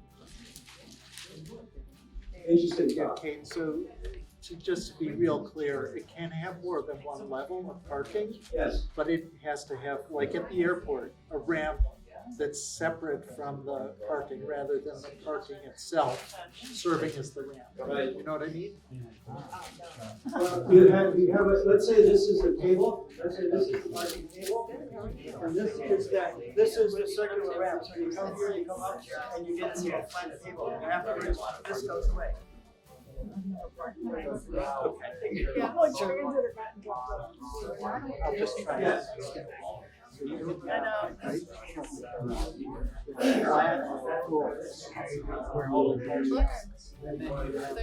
I mean, the outside. That's how you get from the floor. The ramp, but my age group doesn't necessarily. Right. Once you're on the I'm 24. Exactly. Yeah. So I'm excluding the university university level. I'm talking about people who aren't at university, are typically not living and working in Princeton. But the people who do exist who are our families who are, these kids are bicycling across Easy Road. But if we could help us spread the word and, the next one, try to recruit, I agree. We need more representation. Is appeal to those people and have a dedicated meeting because There needs to be some. just expecting them to show up and continuing to talk about retired people who have 40 minutes or 30 minutes. They have dorms, but dorms are here. Moms of middle school. Yes. And they're Yes. trying to bring groceries home. The thing is, They're not the gonna idea- go the idea would be- walk to the grocery store. I mean, you Well, had that's the discussed in whole the previous point. Yeah, And I, like, a lot of the things I hear people mentioned could actually, are the people if you who consider have that this is one old guy downtown, and a bunch of not old just people. downtown. Anyway, I think You would maybe I'm basically, preaching you to the don't choir, but want people that's, to stop that's here. my reaction. I know. Way to work. No, I agree that this is that why then I think these they leave their exercises vehicle here so and then the cool rest and of awesome. the I love that hands-on aspect. I think young people want to do this kind of application. No, I know, but again, you could have, I do public like that some transportation. top people Yeah, exactly. You, suffer present here so that they could try to adopt these more wired master Because this is the so other exciting place training for that. to get the university to allow I access don't know, to the they garage could consider implementing some of these They exercises. do at night. Because I'm sure that's You going to can, allow. you can use it at night. I don't know, this one's down because what I hear from tenants. people who live in my side is they, once their kids are old enough, they have to go to Walk they, or bike or they bus. want their kids to bike. There's a But new it's one. They're terrifying for a mom who Of course. sends her kid Yeah. a 12-year-old on the bicycle has crossed the years. And there's no means of doing it. I know. And they're not here. Computers people the cars out, and when the cars get completely eliminated in about 100 That years. makes everything easier. You give that 100 years? You think sooner? It's not that difficult. It's a psychological question. But it's really funny because my kids are really they really want to drive, right?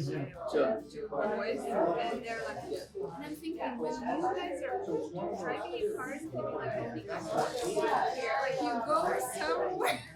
Like we go like, oh, let's go see horses. Eventually, like, oh, let's go drive cars. I mean, I think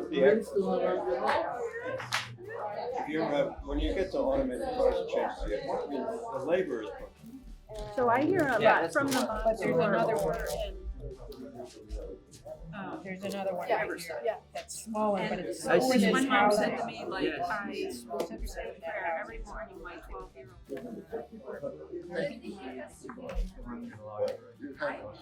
Yes, you have to look at what do you subsidize for the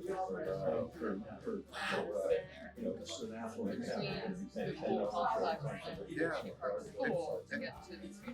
Back here, there are tanks, but those that create that.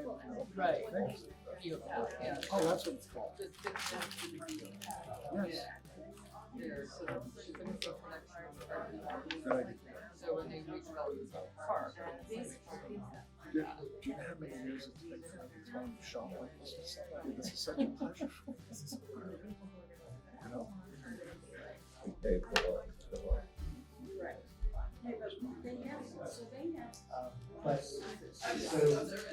Not having these conversations.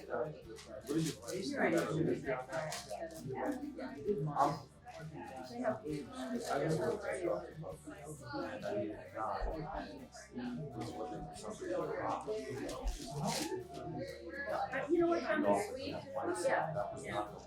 Yeah, but it's. Yeah, these can be, it's only temporary parts that are converted later on.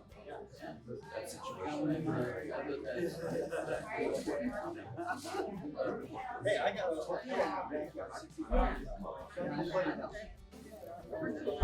that happens to be with 1,000.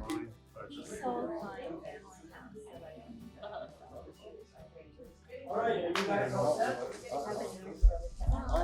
All right, I mean, it's amazing. We were supposed to have finished this whole thing at 11:40. It's now 11:30, which I think is really incredible.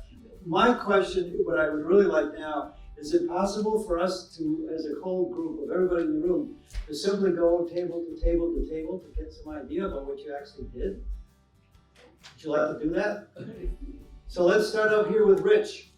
Let's just, just get some, we'll just go around the room and have some idea about, if you can, and think about it, and just kind of explain what you did. We'll go from here, there, to where Sheldon is sitting, and then just make our way around the rest of the room. Now, what we're gonna do, just to let you know that the next steps, all of these tracing papers are going to be copied and laid on top of each other to see if we got a synthesis of some of the ideas.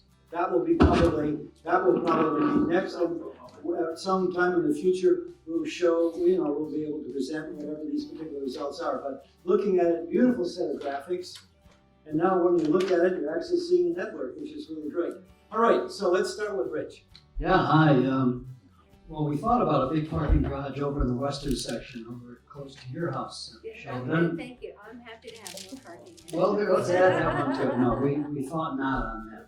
But one thing that came out of our thing, and Emma was also here on ours, I originally was kind of reluctant to put parking garages anyplace. And then when Tony explained how a parking garage could actually morph into something else, and that would not have to be this kind of, mono use forever and ever, I put a parking garage right in front of my house on Park Place, thinking that some townhouses could screen it from the rest and fill in those cavities along Park Place. We put in a parking garage on William Street, again, the screen with residential. We thought about a parking garage over on the Y parking lots. And in Harrison Street, which is this huge boulevard, I thought maybe a parking garage could go there. Emma had some thoughts about the transit loop and the walking. Emma had some thoughts about how to take the transit loop and send it further south. You want to explain that? I don't know if I have a very formulated idea about it. Well, but instead of bringing it just automatically along Nassau Street, she thought, what about if you swung it further south along Prospect and get people from both sides and maybe attract more, get university people to look at that transit and get them involved, and it just provides more customers for the transit. So we sort of play off each other's demand there. So. Or even closer to the canal because of the towpath. Yeah, now also, I don't think we really figured this out, but Emma raised the question, how could a transit thing get more down toward the canal and the towpath? Which is, once people get there, it's a beloved walking and hiking and bike riding destination. So I don't think we totally solved that, but we tried. One of the things that's, for me, just looking at that map, which I find interesting, is that most of your parking structures are on the edges, or two of them are on the edges of your transit loop. Mm-hmm. Exactly. Yeah. So Which is just perfect. Park and just jump off, park and then get on the transit loop. Yeah. By the way, that is the plan for downtown Milwaukee, which is now starting to be implemented. Is a plan that we did. Same thing. Put the parking right next to the transit loop and then use the transit loop to get around downtown. Okay, good. All right, you guys want to go next? Pass. Oh, let's go over here. Let's go over here. Our table. Yeah. Go. Okay, so, hi everyone. For parking, mixed-use parking structures, I have also across the street from, or next door to Ridge Run over Park Place. Okay, we got two. A surface lot that's severely underutilized. One down, of course, these are all ideas. The Bank of America has a huge surface parking lot that's underutilized. That's a good one. We put one down at Valley Road, so that's school district property, but this is just visioning. Also one at the Y, because again, we're visioning, but there's a lot of underutilized space there. And Monument Hall, which we are looking at, we're doing a facilities analysis. We'd really like to do something with Monument Hall. So Monument Hall could be a perfect mixed use location. That's it. So on the loop, I think the loop was pretty much what we said, just down Nassau, University of Nassau, Witherspoon, loop around Valley, Harrison, and come around. And then we talked about down Walnut, but when we did the circles, the kids could walk to bus stops if we had a bus stop at Franklin, on either end of Franklin. So really there's within 5 minutes, couple minutes, and kids can definitely walk. We could even put one at Valley Road and Walnut as another bus stop, which would be really good for serving kids to get around town. And you know, when you talk about empty school buses and getting, you know, kids commuting, this would be terrific. And then, did we talk about the multimodal transit, which is something we're really looking into. But having those transit hubs, PCV, Griggs Farm, out at Elmport, Johnson Park, Edel Farm, and then of course the schools, the other two schools, Riverside and Middlebrook. So, Perfect. Yeah. Perfect. Also, I really love the fact that, I mean, the thing, if we lay these two on top of each other, what's going to be interesting is that wherever these lines intersect each other, for instance, let's say we got 8 of them that come and say down Witherspoon Street. Well, then that's where it'll go, because then we got the majority of people, the majority of lines happen then on Witherspoon Street. But there may be other deviations. Maybe we only get 1 line on some streets. Sometimes we're going to get 4 lines. But what I like about this one as well is very cleverly, in which you put you put the multi-use changeable parking structures right on the transit line. Exactly. I mean, it's 2 of you now. So maybe that's something that really has got to be considered more seriously. But I also love the fact that your on-demand stuff went exactly where it should in terms of the overall places that we know people want. Now, what was interesting about that, could that then replace, somebody complained to me before, because I used to live in Belmead, the long bus ride from Griggs Farm to downtown takes about an hour. Because it goes do-do-do-do-do-do-do-do-do-do. Now the on-demand stuff could get you there instantaneously. So that's brilliant. Yeah. Okay. And I will say, you know, we were sort of agonizing about the loop and can it serve our affordable housing developments, which are a little bit more out of town. And then when you brought up the on-demand, it like solves all the problems with the loop. Yeah. So Yeah, no, and also having ridden that bus, I tried to do it for 3 months. I'd try all these things for like 3 months. And only like 1 or 2 people would ever get on at those points, and the bus would be trundling along. So I think that's a brilliant solution. Okay. Since I have the microphone, go for it. Even though we didn't talk about this as a group, and you didn't really talk about it very much, I do want to make the point, and I see Peter standing here, another member of the permit parking task force, that on-street parallel parking, not in the center of town, but adjacent to the center of town, is actually the greenest form of parking, because it's already impervious surface, and I think the community does need to think about, and new technology makes it possible to manage that parking in a way that it's not a burden on the residents of those streets, and we should be thinking about that as part of the parking solution. Agreed, and also, you know, maybe it goes, you don't have to get your car off at night. But anyway, great solutions. Okay, who's here? There you go. Hi, thank you. One of the things that was sort of a recurring theme in our discussion is that it's not just a matter of physical placement, it's also a matter of educating the public in how to use public transportation. People in Princeton are not used to having it. People who move here from elsewhere come from places where they don't have it. I have asked, like a person on the street, do you know if the 605 stops here? And they react like, why would I know that? You know, it's like I asked them for a good brothel or something, you know. But the thing that we suggested is that we should break the habit of thinking in terms of door to door. And that even with the on-demand concept, perhaps it should be point to transit rather than point to point. Good point. Get them accustomed to the idea you might have to change modes, and that's not really that complicated if you know where they're going and what they're doing, and if you don't have to pay a separate fare and all that kind of stuff. We also, we had said bus stops near the existing parking garages, whatever kind of bus lines we have, with signage that tells the people who just park that this is how you get to other parts of town. The Dinky station, criminal in terms of what happens once you get off the train there. Is there a map? Is there a sign? Is there anything to tell you? And I once ran into a friend who was arriving, and lucky for him, he ran into me because I was able to get him to where he was going. There used to be cabs that would hang out there. They're not there anymore either.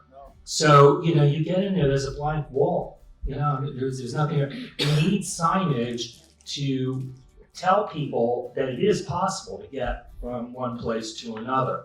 So I think that the other thing that we did talk about was even where we drew a loop down Harrison, Valley Road, Bayard, Nassau, even where we have loops, maybe we shouldn't think of a single bus that's doing the whole route. Maybe it's a bus up and down Nassau, a bus up and down Harrison. You would have to transfer, but that might be more efficient in terms of traffic, especially since Harrison isn't really that wide. Nassau's got a lot of space, but we could have a reserve bus lane on Nassau, at least for the length of the campus. But in some other places, like Harrison and Bayard, where the streets are narrower, that might be an option.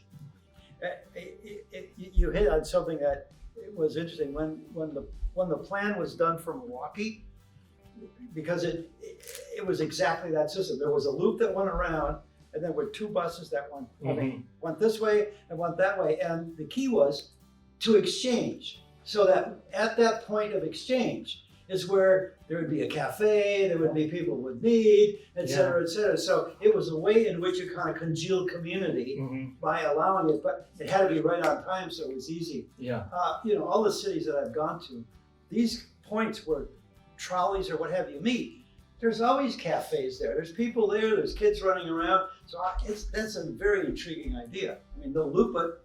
I you know, again, the wonderful thing about these workshops is you get a whole range of ideas. I think one of the keys, Tony, and I thank you very much for this, is that the signage at each stop for whatever transit is developed says that connection is coming in 10 minutes, or the connection is coming in 5 minutes, and it says, so that you know you'll be able to catch the Amtrak at the right time. It's really incredibly simple, but it hasn't happened because I believe transponders of coach, transponders of Amtrak, New Jersey Transit, the buses, and Tiger Transit do not travel on the same frequency. So they don't know, they aren't able to be on the neon sign at each stop. There have been so many times I've gone and waited for the 6:05, and it takes 6 minutes longer than I thought it was going to take, and it really screws you up. You There's can't no place to depend sit down. on it. And you got to be able to depend on this stuff, especially if you're in the shopping center and you live out, you get your bicycle to the stop. You want to be sure you're catching the Amtrak or whatever it is. You got it. It's the signs. How can we get the computer department? Eric Schmidt's building, this huge building, computer science, best in the world. The university ought to be able to make it so that we can look at a sign and know that the darn bus is going to come. They have that, them all, David? Yeah, they have them. Let's do it. Yeah, they have them all. They have them in all sorts of other places. I mean, have you ever been to Hong Kong? You ever been to Hong Kong? You get one little ticket that goes to the ding ding, goes to the transit system, goes to the bus. You just pass it as you go through, and it's automatic for everything. And every place there's a sign that says the next thing is here in 2 minutes. I mean, the technology is all there. It's been there for years. Tompkins County has worked with Cornell and Ithaca College, and you could do that. You get one ticket and you will get there. I said when we looked at all those all the providers, there needs to be coordination in that. there needs to be like a transportation planner. That's full-time job is just to do that. Yep. Anyway, okay, let's move on to another team back here. Ooh, the very complicated diagram. It started out with the idea that we wanted to connect all of the town with a bus system.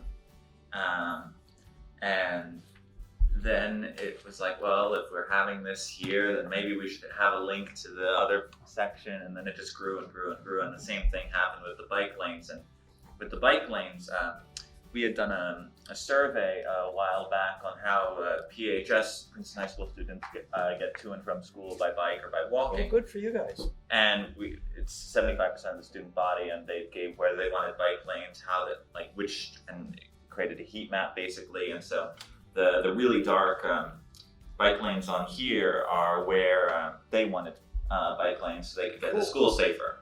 Cool. And also where they frequently ride, and then some other ones I just thought, well, these streets would be good to have a bike. Now, is there a difference graphically between where you put the really thick lines and where you put the thin lines? So the thick lines, they're mostly in, well, there's this branch, there's this branch, and then there's these. And the thick lines were the survey. The survey Got ones. it. Okay, got it. Okay. And yes, and then the thinner ones are just, I thought, well, the bus route would hypothetically on this map connect most of the town, and so you might as well have a bike lane there as well. Okay. So that when you're biking, it's not, well, you have a bike lane here, but then you can't get anywhere else in town with it. And so I just decided, well, you might as well connect the rest of town to it. Now, a question I have for you guys. And this is a very complicated loop bus system. When you did the on-demand, does the on-demand system then preclude some of your loops as you, because I did the on-demand later. Maybe I'm thinking about this workshop, if we do it again, we maybe have to do the on-demand system earlier than we did it at the end. You live and you learn when you do these workshops. So what you're thinking about that? So the on-demand grew out of a secondary bus loop, essentially. Got it. So whereas our original bus loop was this, the secondary bus loop became this one, and then when we realized that there was an on-demand element, we then said, okay, these stops become on-demand stops. So what you did is like the Circle Line in London. You have the Yes. interior Circle Line, and then you have the exterior Periphery, Circle yeah. periphery on the. Oh, that's it. That's a cool idea. And again, you never know what you're gonna. What people, Could you what people are alternate, gonna come Tony? up with. Could you have, instead of having every bus go every 10 minutes, could you have one loop go this way and then the other? Oh, they have to go two ways. Yeah, they have to go two ways. You can't, because if you were here and you wanted to go there, you'd have to wait all the way around. I mean, no, they gotta go two ways. That's pretty cool. But I like this idea of the double loop system, and also, very ambitious notion of the bicycle paths. I mean, hey, listen, if the only thing we have to sacrifice is parallel parking. The only thing you have to do is sacrifice is parallel parking. But you and can go it's further and sacrifice all the cars. And ultimately, that has to be the goal. You are really this Mr. Radical, aren't you? You want to get rid of all the cars? Well, one in the middle. I like it. Access system that works, and eventually that has to be the solution. Well, listen, I don't keep bringing up Toulouse, but I love Toulouse because there's no cars in the center. Well, that's Gone. All the cars are gone. It's all pedestrian and bicycle. There's periodically a car goes through, but it's really done. This is really an interesting. You guys did. Like the job. Thanks. Okay, back here.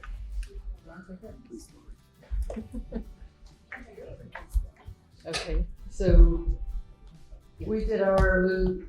We wanted to go on Nassau Street. I like the idea of the two directional though, that you have to Nassau Street and you can go right or left.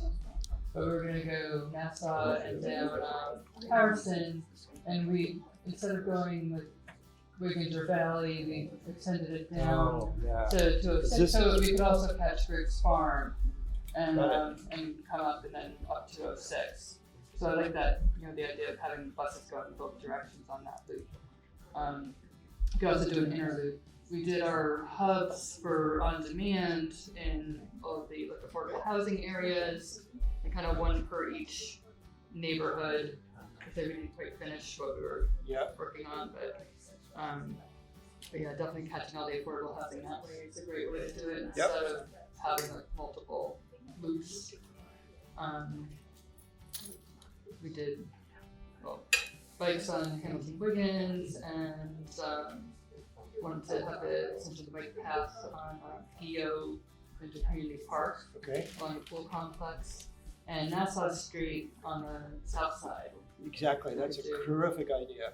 The university side of the street, there's nobody walking over there, so why not put a bicycle path over there? But we also wanted to extend all the way down, at least to ours.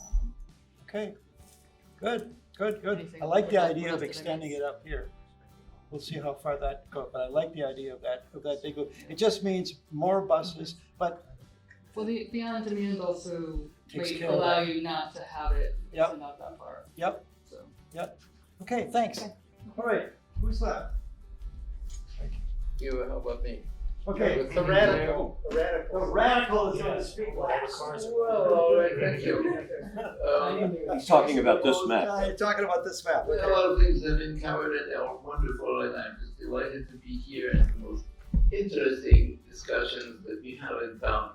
And at our table, the thing that had not been mentioned yet, which I found creative and interesting, was Marina Rubina's suggestion that there could be many more walkable places downtown, that there are many business establishments, restaurants, and one sort or another, where the front is toward town and seen and used, but the back is a totally useless part of the area, which could be developed, and could be developed in two ways. One is creating more space for the establishments, so that instead of having one front and a useless back part, there would be multiple access points and therefore greater opportunities for commercial establishments. And in addition, these back parts could also be combined, as they almost are now, into walkable spaces, where there would be a walkable part, for example, from behind the movie theater towards CBS and other areas, which now go through spaces, partly parking lots, which are totally unused. And I found that very creative and something that has, on the whole, not been discussed before. So that was really the part that was new. The other part, which is my own hobby horse, is it may not happen soon, and it's a question of time, but eventually cars have to be eliminated from the downtown area. And the main problem there is to have a circulation system, a public transportation circulation system that is really usable. You know, we have the buses that we at least had, I don't know what their state is right now, but they came so rarely and they were so underused as a result that they were really not very useful.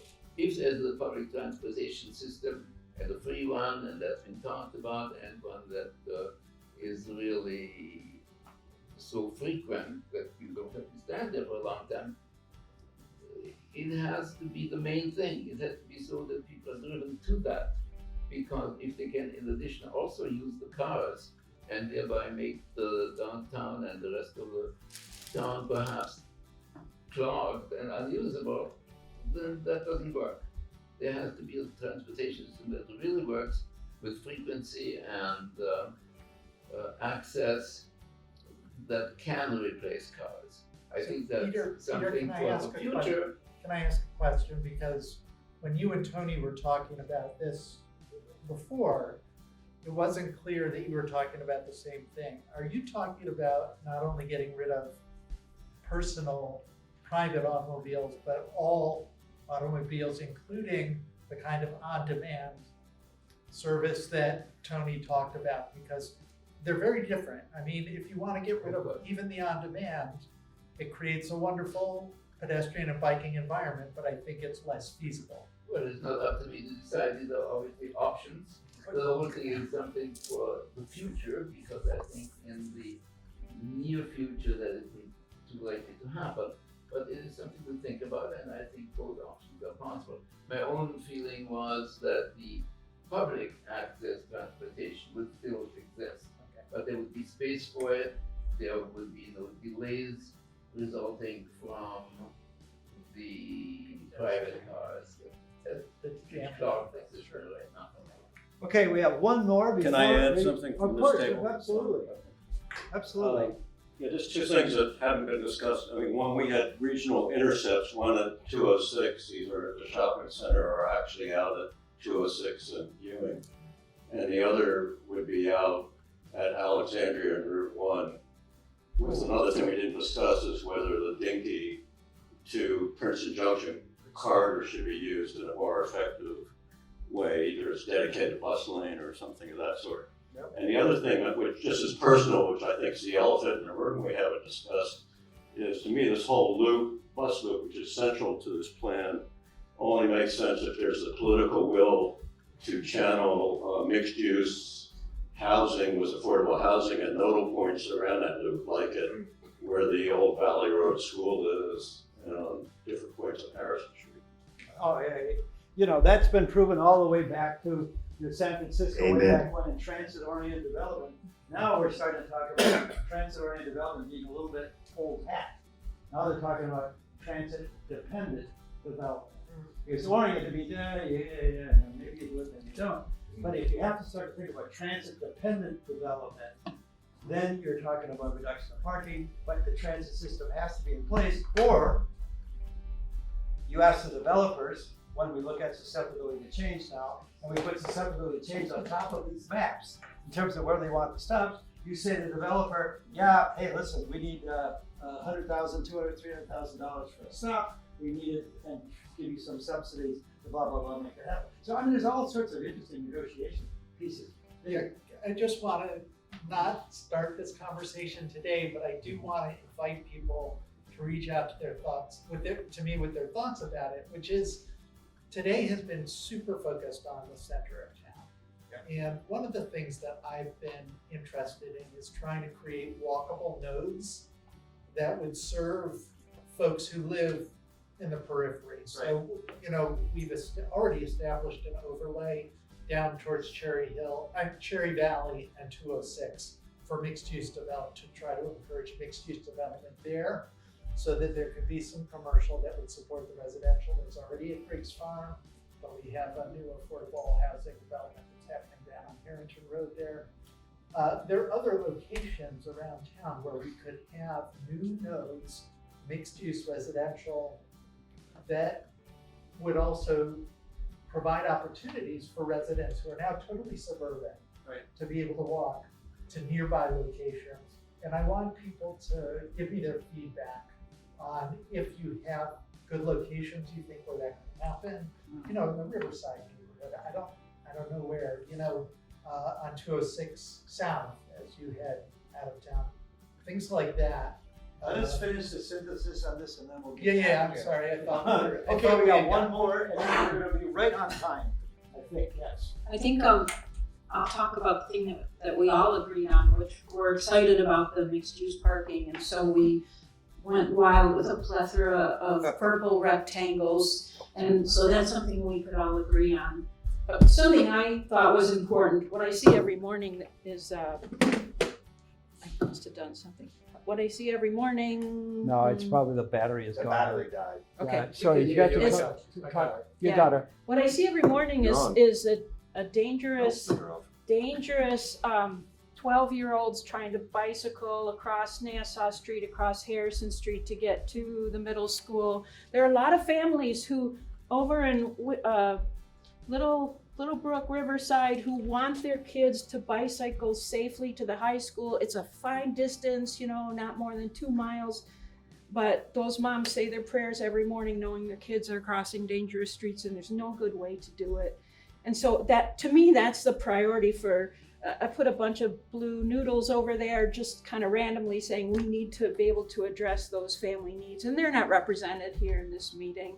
So my one example, my suggestion to Emma was there should be a dedicated meeting to target those people and hear their voices about what their needs are, so that their kids can become bicyclists and get to school safely, and they don't have to say their prayers every morning. Hope. Yeah. All right. I want to add two things. Sure. Okay. So first, I'm a European. I really think that you spoke about Toulouse. I'm sorry. But you can speak about German cities or Dutch cities. Yeah. I mean, we should not be scared about having an entire island that's completely just pedestrian around Palmer Square. Why do we have cars in Palmer Square, honestly? So Hellfish, Witherspoon, I mean, really, we should expand that area. The other thing is there should be public transportation to cover. We always speak about the downtown. I don't understand. This is not representing the entire municipality. What about these people? What about all these people? Yep. We really need to make sure that when we think about public transportation, we include these people. So there should be a bus loop that goes there. And I agree that there must be a loop that goes in the riverside area. Okay. Great ideas. I mean, you know, again, to repeat myself, it is always extraordinary in these workshops what we find. You know, you get ideas which are consistent, some people, but you also get ideas that you could never have imagined before. And ideas that come because you guys know this town. You know it really well. You've got really strong ideas about what it should be. But this morning, it was an extraordinary success with the people who are here who seem to be really dedicated to this. We got some great ideas. Now what we'll do is we'll synthesize it. We'll go back to David or whomever, whenever we do synthesize the stuff again. But from kind of Princeton Future's point of view, you guys have been remarkable. We've got some extraordinarily interesting data. And I hope that this will be used in the context of the future master plan. But great ideas, and I thank you all for spending your time here because it's an invaluable contribution to setting this network up. So again, thank you all very much for